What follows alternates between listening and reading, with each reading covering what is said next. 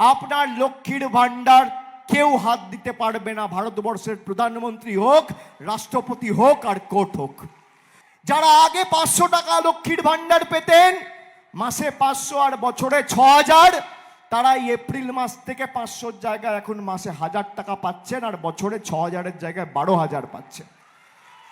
তপশিলি জাতি, উপজাতি মায়েরা, বোনেরা, দিদিরা, বৌদিরা যারা মাসে 1000 টাকা পেতেন আর বছরে 12,000 পেতেন, তারা মাসে 1200 টাকা আর বছরে 14,400 টাকা পাচ্ছেন।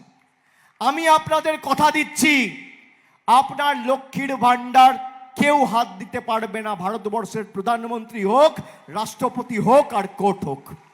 যতদিন তৃণমূল কংগ্রেস বাংলায় আছে, আপনারা প্রতি মাসের 1-2 তারিখের মধ্যে একইভাবে লক্ষ্মীর ভান্ডার পাবেন, বছরে 12 মাস প্রতি মাস।